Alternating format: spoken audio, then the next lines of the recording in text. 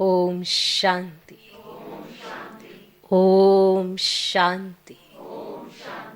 ओम शांति। आज की तारीख है 11 अप्रैल 2023। साकार महावाक्य। बाबा कहते मीठे बच्चे, जीते जी मरजीवा बनो। हम अशरीरी आत्मा हैं। यही पहला पाठ अच्छी तरह से रोज पक्का करते रहो। जीते जी मरजीवा बनो। हम अशरीरी आत्मा हैं। यही पहला पाठ अच्छी तरह से रोज पक्का करते रहो। आज का प्रश्न, संपूर्ण सरेंडर किसको कहा जाएगा? संपूर्ण सरेंडर किसको कहा जाएगा? उत्तर, जो संपूर्ण सरेंडर है वे देही अभिमानी होंगे।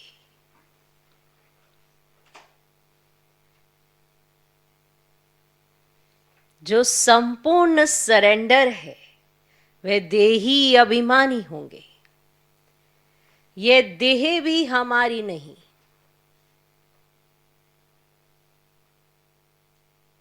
ये देह भी हमारी नहीं।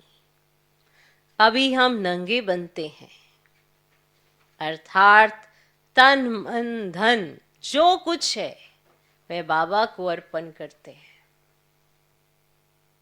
सब मेरा मेरा समाप्त कर पूरे ट्रस्टी होकर रहना ही संपूर्ण सरेंडर होना है। सब मेरा मेरा समाप्त कर पूरे ट्रस्टी होकर रहना ही संपूर्ण सरेंडर होना है। बाबा कहते बच्चे, मेरा बनकर सबसे ममत्व मिटा दो। बाबा कहते बच्चे, मेरा बनकर सबसे ममत्व मिटा दो। धंधाधोरी करो, संभालो, माँ बाप की पालना का कर्जा उतारो, परंतु बाप की श्रीमत पर ट्रस्टी होकर। परंतु बाप की श्रीमत पर ट्रस्टी होकर। धंधाधोरी करो, संभालो, माँ बाप की पालना का कर्जा उतारो, परंतु बाप की श्रीमत पर ट्रस्टी होकर। तो संपूर्ण सरेंडर किसको कहा जाएगा? उत्तर, जो संपूर्ण सरेंडर हैं वे देही अभिमानी होंगे। ये देह भी हमारी नहीं। अभी हम नंगे बनते हैं, अर्थात तन मन धन जो कुछ है वे बाबा को अर्पण करते हैं। सब मेरा मेरा समाप्त कर पूरे ट्रस्टी होकर रहना ही संपूर्ण सरेंडर होना है। बाबा कहते बच्चे, मेरा बनकर सबसे ममत्व मिटा दो। धंधाधोरी करो, संभालो, माँ बाप की पालना का कर्जा उतारो, परंतु बाप की श्रीमत पर ट्रस्टी होकर। आज का गीत है, दर पे आए हैं कसम ले। ओम शांति। बच्चों ने गीत सुना? जरूर गीत में रहस्य भरा हुआ है। जो बाप बैठ इनका अर्थ समझाते हैं। इसको कहा जाता है जीते जी मर कर बाप का बनना। बाप का बनने के बाद फिर टीचर व गुरु करते हैं। ऐसे भी नहीं सभी लौकिक गुरु करते हैं, मेजॉरिटी गुरु करते हैं। अब कृष्ण लोग भी जब बच्चा पैदा होता है तो कृष्णाइज कराते हैं, गुरु की गोद में जाकर देते हैं। फिर पादरी हो या कोई भी हो। अब पादरी तो क्राइस्ट नहीं हुआ, कहेंगे उनके नाम पर हम क्रिश्चियन बनते हैं।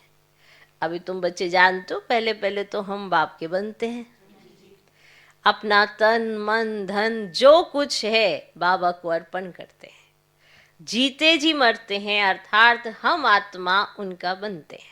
तो यह बुद्धि में रहना चाहिए, जो भी मेरी मेरी वस्तु है, मेरा शरीर, मेरा धन दौलत संबंधी आदि जो कुछ है, भूलते हैं।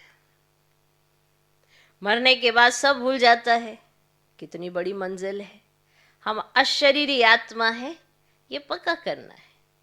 ऐसे नहीं कि तुम शरीर छोड़ और मर पड़ते हो, ऐसे तो नहीं कि तुम शरीर छोड़ते हो मर पड़ते हो, नहीं। आत्मा कंप्लीट प्योर थोड़ी बनी है। तो बाप का बने हो, परंतु बाबा कहते तुम्हारी आत्मा अपवित्र है, आत्मा के पंख टूटे हुए हैं, तो अभी आत्मा उड़ नहीं सकेगी। उड़ सकेगी? पंख टूटे हो ना, तो उड़ नहीं सकेगी। तमो प्रधान होने के कारण एक भी आत्मा वापस जा नहीं सकती। तो माया ने एकदम पंख तोड़ दिए। बाबा ने समझाया है, आत्मा है फ्लाइंग स्क्वाड, सबसे तीखी जाती है, उससे तीखी कोई चीज होती ही नहीं। तो आत्मा से कोई पहुंच नहीं सकता। और पिछाड़ी में मच्छरों सदृश सब आत्माएं भागती हैं। कहाँ जाती हैं? बहुत दूर दूर, सूर्य चांद से भी पार। तो वहां से फिर लौटना नहीं है। अब उन्हों के रॉकेट आदि तो जाकर फिर लौट आते हैं, अब सूर्य तक तो पहुंच नहीं सकते। और तुमको तो उनसे बहुत दूर जाना है, सूक्ष्म वतन में से भी ऊपर, सूक्ष्म वतन से भी ऊपर मूल वतन जाना है। झट चले जाते हैं, आत्मा को पंख मिल जाते हैं, हिसाब किताब चुकतू कर आत्मा पवित्र बन जाती है। इस कयामत के समय की महिमा बहुत लिखी हुई है। सब आत्माओं को हिसाब किताब चुकतू कर जाना है। अभी तो सब आत्माएं मैली पाप आत्माएं हैं, यहाँ ही पुनर्जन्म लेती रहती हैं। तुम जानते हो ये बेहद का ड्रामा है। सब एक्टर्स को पार्ट बजाने वहां से आना जरूर है। तो सबकी आत्माएं स्टेज पर आनी है। जब विनाश का समय होता ना तो सब आ जाते हैं। वहां रहकर क्या करेंगे? एक्टर बिगर पार्ट बजाने घर में थोड़े बैठ जाएंगे, पार्ट तो बजाएंगे ना। तो नाटक में जरूर आना पड़ेगा, तभी तो एक्टर कहलाया जाएगा। अब नाटक में रोल ही नहीं तो फिर एक्टर कहेगा। तो एक्टर है तो नाटक में तो आना पड़ेगा ना। तो वहां से जब सब चले आते हैं तब फिर बाप सबको ले जाते हैं। तो बाप कहते हैं मैं भले यहाँ हूं तो भी आत्माएं आती रहती हैं, मैं हूं यहाँ तो भी आत्माएं आती रहती हैं, वृद्धि को पाती रहती है नंबरवार। फिर तुम जाएंगे भी नंबरवार। और सारा तुम्हारी अवस्था पर मदार है, इसीलिए मरजीवा बनना है। हम आत्मा है, यह निश्चय रखना मेहनत है। बच्चे घड़ी घड़ी देह अभिमान में आकर भूल जाते हैं। देही अभिमानी तब होंगे जब कंप्लीट सरेंडर होंगे। बाबा ये सब आपका है, मैं भी आपका हूं। यह देह जैसे कि हमारी है ही नहीं, इनको मैं छोड़ देता हूं। बाबा मैं आपका हूं। बाबा कहते मेरा बन और सब से ममत्व मिटा दो। बाकी ऐसे नहीं कि यहाँ आकर बैठ जाना, बाबा ये सब आपका, और यहाँ आकर बैठ गए। तुमको अपना धंधा धोरी करना है, घर संभालना है, बच्चों का कर्जा उतारना है, माता पिता की सेवा कर उनका उजूरा उतार देना है, सब करना है। और बच्चों पर माँ बाप की पालना का कर्जा चढ़ता है। माँ बाप पालना करते हैं तो बच्चों पर कर्जा चढ़ता ना, वो उजूरा कर उनकी सेवा करके कर्जा उतारो। तो अब ये बाप तुम्हारी पालना कर रहे हैं तो तुमसे पहले ही सरेंडर कराते हैं, सब कुछ दे दो, उनसे फिर तुम्हारी पालना भी होती है। ये शिव बाबा का भंडारा है। माता पिता तुम बच्चों की पालना कर रहे हैं। शुरू में जो भी आए थे सभी ने झट सरेंडर कर दिया, अपने पास कुछ नहीं रखा, सरेंडर किया। फिर उस धन से बिगड़ छुट्टी पैसा आदि किसी को दे ना सके, समझा? अब सब कुछ बाबा ही आपका है, फिर ऐसे थोड़ा उस धन से ही किसी को धन दिए जाए। हाँ, अब बाबा का है ना, तो बिगड़ छुट्टी धन किसी को दे न सके। जैसे शास्त्रों में हरिश्चंद्र की कहानी है, परंतु यथार्थ तो कुछ है नहीं, और भारत बिल्कुल पवित्र था। भारतवासियों जैसा पवित्र सुखी कोई होता ही नहीं। भारत सबसे बड़ा तीर्थ है, जहाँ पतित पावन बाप आकर सारी सृष्टि को, तत्वों को भी पवित्र बनाते हैं। अब ये तत्व आदि सब दुश्मन है। अर्थक्वेक होगी, तूफान लगेंगे, क्योंकि तमो प्रधान है ना, और नेचुरल कैलेमिटीज आएंगी, बहुत दुख देंगी। तो इस समय सब दुख की चीजें हैं, और सतयुग में है सब सुख की चीजें। तो वहाँ ये तूफान व गर्म हवाएं आदि कुछ होती नहीं। और तुम्हारे में भी बहुत थोड़े समझते हैं। आज है कल नहीं है तो कहेंगे कुछ नहीं समझता था। आज तो है, दिखाई पड़ रहा बाबा का बच्चा है, कल नहीं है तो यही समझेंगे ना कि कुछ नहीं समझता था। बलियां आते हैं, परंतु सब कायम थोड़े ही रहते हैं। यहां से गए 10 दिन बाद समाचार लिखेंगे कि बाबा फलाने को माया खा गई। ऐसे होता रहता है। छोटे फूल है, बड़े फूल हों तो उनमें फल भी आवे। फल आ जाता तो दूसरों को आप समान बनाने की ताकत रहती है, उनका फल निकलता है।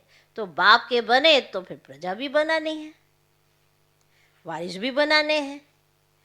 ऐसे नहीं पंडा बन बाबा पास आए, बस हम पहुंच गए, बस अब आप संभालो बाबा, हम तो आ गए। ऐसे नहीं, मंजिल है बड़ी। अब कहते हैं माया के तूफान बहुत आते हैं। अरे तुम बाप के बच्चे हो तो तूफान तो आएंगे। बाबा ने कब कहा नहीं आएंगे? कहा तूफान तो आएंगे। अब कहते बाबा हम आपके थे, आपसे वर्षा लिया था, फिर पुनर्जन्म लेते लेते 84 जन्म पास किए, तो आकर आपका बनाओ। मैं तो आपसे वर्षा लेकर छोड़ूंगा। तो ऐसे बाप को कितना याद करना पड़े, और आप समान बनाए फल देना पड़े।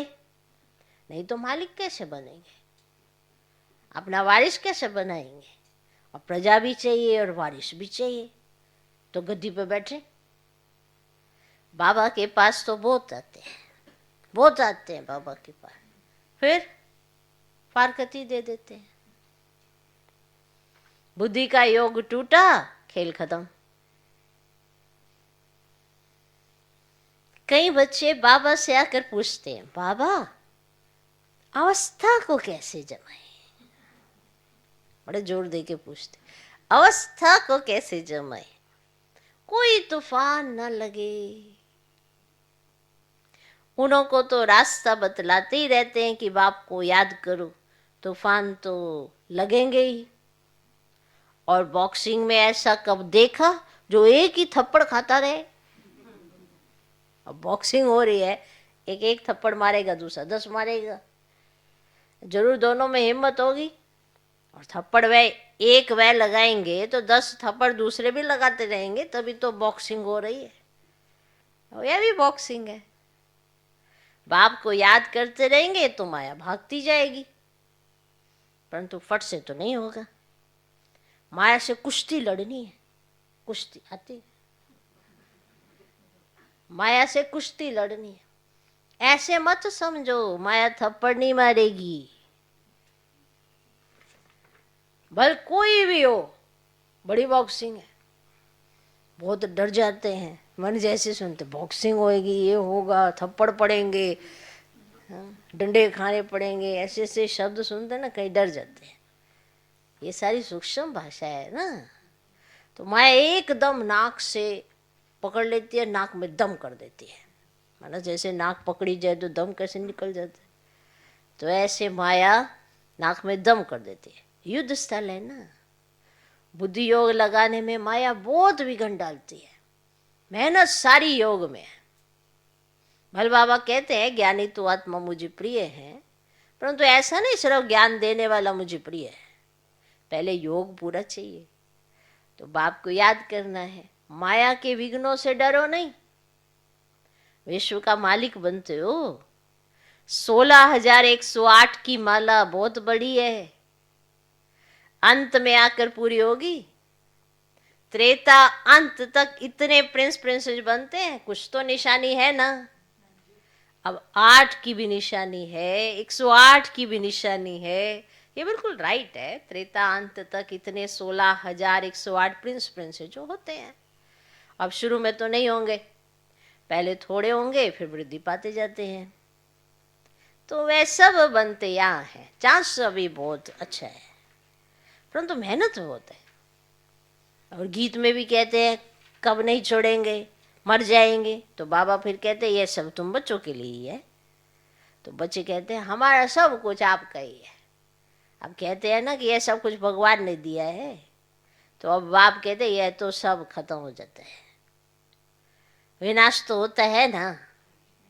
तुम्हारे पास क्या है? ये शरीर भी खत्म हो जाएगा, क्या है तुम्हारे पास?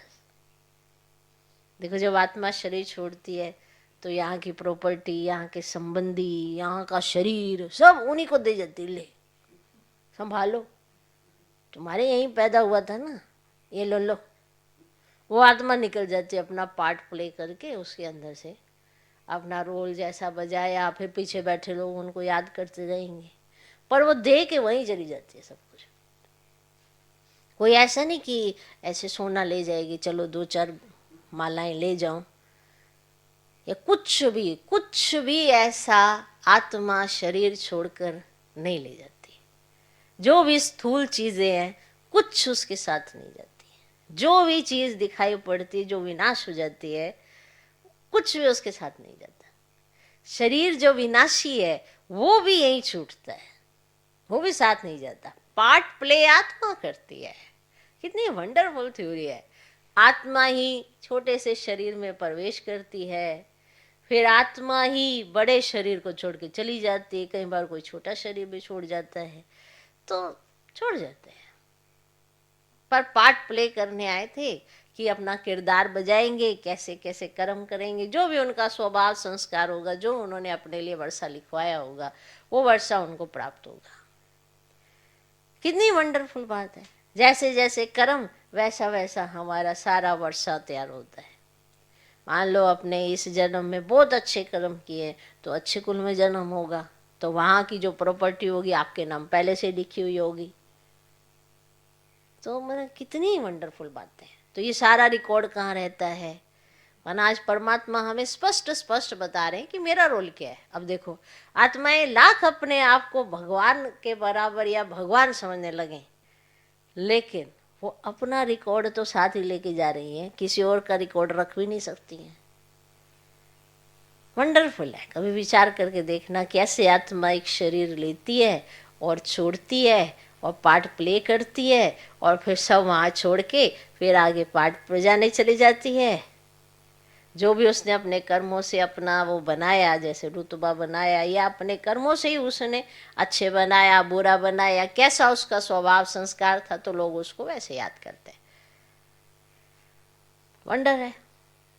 सब कुछ ही, कुछ भी साथ नहीं जाता। तो आगे तुम्हारे पास क्या है? क्या है तुम्हारे पास? ये शरीर भी खत्म हो जाएगा। अब मैं फिर तुमको बदली कर देता हूँ।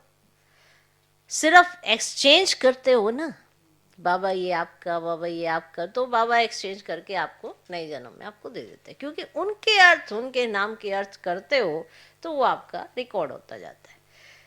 आप भले किसी से भी कितना भी झूठ बोल लो, लेकिन ये सारी रिकॉर्डिंग तो हो ही रही है ना। सब कुछ तो रिकॉर्ड हो रहा है ना कि आपने क्या एक्सचेंज किया, क्या दिया, क्या लगाया, कितना लगाया, किस भाव से लगाया। कई बार दिखावे के लिए भी बहुत लगाते हैं कि चारों तरफ सबको पता पड़े मैंने ये किया ये किया, ऐसे भी शो ऑफ करते हैं। नहीं भी पता लगेगा तो भी बताएंगे कि मैंने क्या क्या किया। तो भगवान उस कैलकुलेशन को कैसे देखता है और उसका रिकॉर्ड आपके लिए कैसे तैयार किया जाता है, ये सारी चीजें बहुत वंडरफुल है। कोई लाख किसके साथ बुरा कर ले के कहते अरे इसका हिसाब कौन लेगा, हो जाएगा ना, ड्रामा में सबका हिसाब है। कहते हैं इसने तो इतना बुरा किया इसके साथ और इसका क्या हिसाब है, क्या मना, ये तो बच गया, इसको तो कोई सजा नहीं मिली। सजा, फल, पुण्य, पाप, ये सारा कुछ रिकॉर्ड है, आप विचार करके देखना। इसलिए ये सवाल करना बिल्कुल गलत है कि इसको मना, इसने ऐसे ऐसे कर्म किए, कौन देख रहा है, सब देख रहा है ना भगवान। तभी तो किसी को जन्मते ही बहुत कुछ मिल जाता है और किसी को जन्मते ही जो होता है वो भी उसके हाथ से चला जाता है, सारे ये 2-4 महीनों में भी खत्म हो जाता है। वो आत्मा गर्भ में आई, कई बार 1-2 महीने में लोग माला माल हो जाते हैं, लॉटरी लग गई उनकी, और जैसे ही वो गर्भ से बाहर आई तो महलों में आ गई, पहले कुछ नहीं था। ये क्या है, जो उसने कमाया, जो उसका वर्षा उसको मिलना है ना। अब कोई आत्मा ऐसी आई कि पहले तो सारा माल था, फिर एकदम खत्म हो गया, अब यह क्या हो गया, अब उसने वो नहीं देखना था वो सुख, तो चला गया। तो हर आत्मा अपने साथ अपना पुण्य और पाप का खाता तो लेके ही चलती है ना। इसलिए ये कहना कि कौन देख रहा है, तो अगर कोई नहीं देख रहा होता तो ये सारी चीजें कैलकुलेट कौन कर रहा है, कहाँ से ये चल रही हैं, सारी कैलकुलेशन हो रही है ना। तो ये मानना तो बिल्कुल गलत है कि अगर किसी ने गलत किया तो उसका हिसाब नहीं है, अगर किसी ने अच्छा किया तो उसका हिसाब नहीं है, सब चीजों का हिसाब है। इसलिए हमें ये देखना है कि हमें कौन देख रहा है। हमें जो देख रहा है वो हमारे लिए सब कुछ कर रहा है। अब हमें उसका कहना मानना है, श्रीमत पर चलना है तो श्रेष्ठ बनना है। श्रीमत हमें श्रेष्ठ बनाती है, ये सबको पता है, क्योंकि इस समय चारों तरफ मन मत, पर मत, रावण मत, सब कुछ मिलेगा, लेकिन श्रीमत सिर्फ ईश्वरीय बच्चों को मिल रही, हम ब्राह्मण आत्माओं को मिल रही है। तो करेंगे तो पाएंगे। तो बताओ तुम्हारे पास क्या है, ये शरीर भी खत्म हो जाएगा। अब मैं फिर तुमको बदली कर देता हूं, सिर्फ एक्सचेंज करते हो ना। तो बाप कहते बच्चे अशरीरी बनो, हमको याद करो, सभी सरेंडर करो। ये कहते भगवान को पैसे की क्या जरूरत है, नहीं, भगवान को पैसे की जरूरत नहीं है, तुमको तो है, तुमको है कि नहीं है।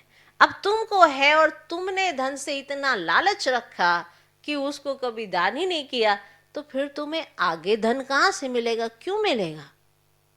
अब हमारे पास तो धन है नहीं, तो भगवान ने हमको कुछ ऐसे मोती दे दिए कि इसको दान करो। इसको दान करना माना धन दान करना। अब ये धन से भी ऊंचा धन है, वो है ज्ञान धन, इसका दान करो, फिर तुम अगले जन्म में माला माल हो जाओगे। सोचो,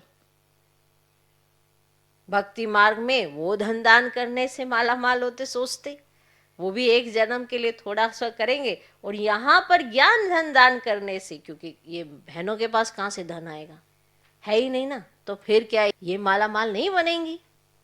जरूर सोचना। तो इसीलिए हमको याद करो और सभी सरेंडर करो, ये भगवान ने कहा। बाप कहते हैं इन सब शास्त्र आदि का तुमको सार समझाता हूं। जो शास्त्र आदि पढ़े हुए हैं वे तो समझते हैं। बाप कहते हैं मैं ब्रह्मा मुख द्वारा तुमको ये समझाता हूं। मैंने कल पहले भी तुमको राजयोग सिखाकर राजा रानी बनाया था, फिर अब बनाता हूं। कभी भी मनुष्य को गीता सुनाए, राजयोग सिखलाए, राजा रानी बना ना सके, फिर गीता सुनने से क्या फायदा। बाप तो कहते हैं मैं खुद कल्प कल्प आकर तुमको स्वर्ग का मालिक बनाता हूं। हमारे बनेंगे तब तो वारिस बनेंगे ना। तो जितना तुम योग में रहेंगे उतना शुद्ध बनते जाएंगे। बाबा ये सब आपका है, हम तो ट्रस्टी हैं, आपके हुक्म बिगैर हम कुछ कर नहीं सकेंगे। आपके हुक्म के बिगैर हम कुछ नहीं करेंगे, कुछ नहीं करेंगे, क्योंकि सब उसी का है, तो उसके हुक्म के बिना थोड़ा करेंगे। कई बार आपसे कोई धन मांगने लगता है, कुछ करने लगता है, तो जब आपके पास है ही नहीं तो अब तो कहां से।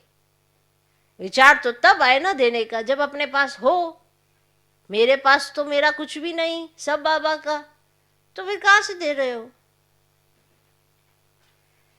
तो आपके हुक्म बगैर हम कुछ नहीं करेंगे। शरीर निर्वाह कैसे करना है वह भी मत लेनी है। कई बार कहीं अपने बिजनेस के लिए पूछते हैं कि हमारा बिजनेस है, ऐसे हो गया, ऐसे हो गया।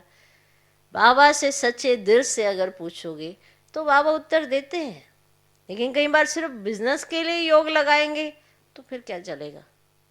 हम यहाँ पे कोई बिजनेस करने थोड़ा ही आए हैं, आत्मा की उन्नति करने आए हैं। आत्मा का बिजनेस होने जा रहा है अभी परमात्मा के साथ, तो ये वाला डील करो ना।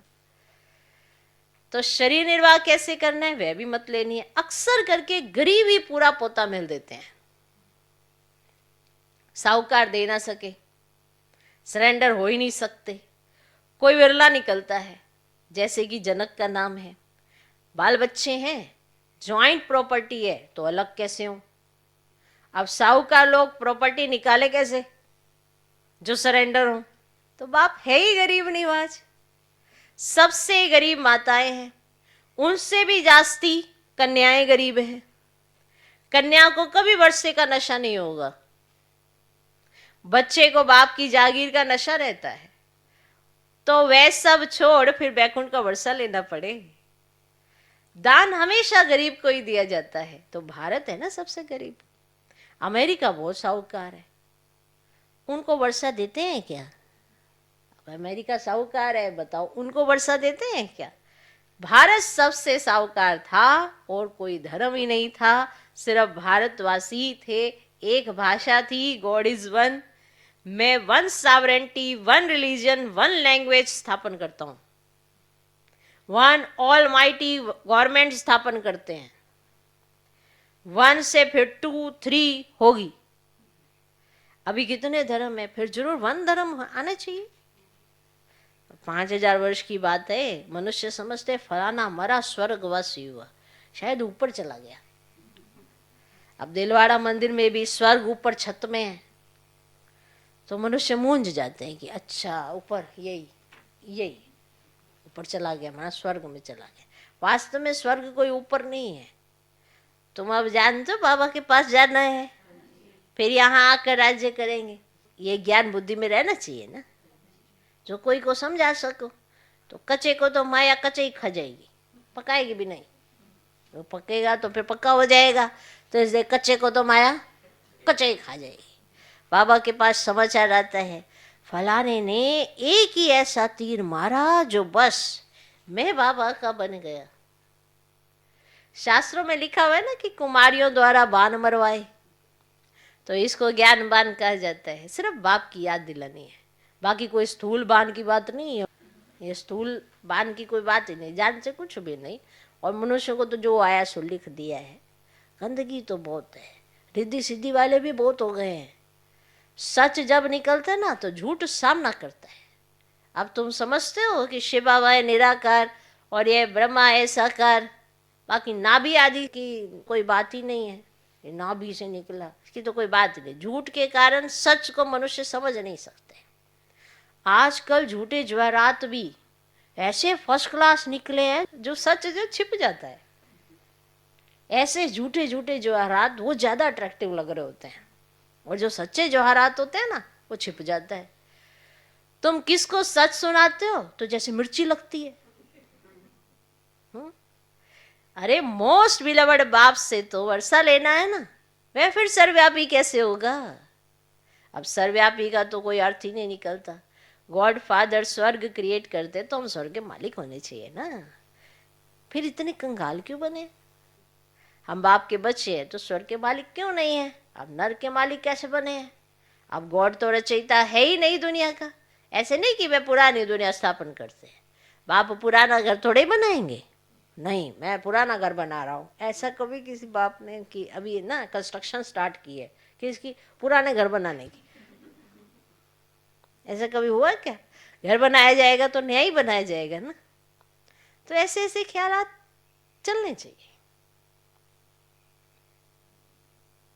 अच्छा, मीठे मीठे सिखिले दे बच्चों प्रति माता पिता बाप दादा का याद प्यार और गुड मॉर्निंग। रूहानी बाप की रूहानी बच्चों को नमस्ते। हम रूहानी बच्चों की भी रूहानी बाप को नमस्ते नमस्ते नमस्ते। Good morning good morning good morning. धारणा के लिए मुख्य सर पहला पॉइंट, माया के विघ्नों से डरना नहीं है। बाप की याद से सब विघ्नों को हटा देना है। माया के विघ्नों से डरना नहीं है, बाप की याद से सब विघ्नों को हटा देना है। दूसरा पॉइंट, बुद्धि से सब कुछ सरेंडर कर अशरीरी बन बाप को याद करना है। बुद्धि से सब कुछ सरेंडर कर अशरीरी बन बाप को याद करना है। ज्ञानी तो आत्मा के साथ साथ योगी भी जरूर बनना है।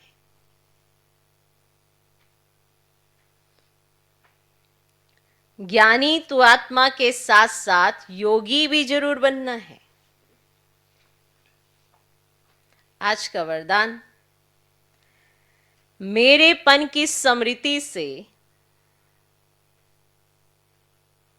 स्नेह और रहम की दृष्टि प्राप्त करने वाले समर्थी संपन्न भव। मेरेपन की स्मृति से स्नेह और रहम की दृष्टि प्राप्त करने वाले समर्थी संपन्न भव। जो बच्चे बाप को पहचान कर दिल से एक बार भी मेरा बाबा कहते हैं, तो रहम के सागर बाप दादा ऐसे बच्चों को रिटर्न में पदम गुना उसी रूहानी प्यार से देखते हैं।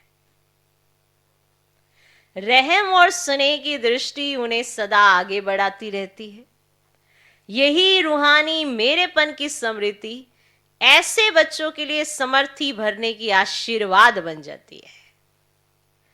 बाप दादा को मुख से आशीर्वाद देने की आवश्यकता नहीं पड़ती है, लेकिन सूक्ष्म स्नेह के संकल्प से हर बच्चे की पालना होती रहती है। आज का स्लोगन, जो बाप के प्यारे हैं उनका अन्य किसी व्यक्ति व वैभव से प्यार हो ही नहीं सकता। जो बाप के प्यारे हैं उनका अन्य किसी व्यक्ति व वैभव से प्यार हो नहीं सकता। कोई भी चीज, कोई भी वैभव, कोई भी चीज उन्हें आकर्षित कर ही नहीं सकती, उन्हें अच्छी लग ही नहीं सकती। उस चीज से उनको प्यार हो ही नहीं सकता जिन्हें बाबा से प्यार है। और जो बाबा के प्यारे हैं उनका अन्य किसी व्यक्ति, चाहे कोई व्यक्ति हो चाहे कोई वैभव हो, उससे प्यार हो नहीं सकता। ये सब जानते हैं, ये सत्य है। वही आत्माएं सब कुछ चीजों का त्याग कर सकती हैं जिन्हें भगवान से प्यार हो जाता है। किसी से को ये छोड़ दो तो वो कहेगा क्यों छोड़ो, उसके पास क्यों होगी। लेकिन जब भगवान से प्यार होता है, चीजों की आकर्षण ऑटोमेटिकली खत्म हो जाती है। ना किसी व्यक्ति के प्रति कोई आकर्षित हो सकता है, ना किसी वैभव के। कोई भी चीज हो उसे आकर्षित नहीं कर सकती है, क्योंकि उसके आकर्षण का एकमात्र नाम है, वो है बाबा। और बाबा का प्यारा जो है, उससे कोई भी चीज प्यारी नहीं लग सकती। उसके सामने सब कुछ होगा, लेकिन वो बाबा का प्यारा होगा। तो जैसे बाप के प्यारे हैं, उनका अन्य किसी व्यक्ति व वैभव से प्यार हो ही नहीं सकता। ओम शांति।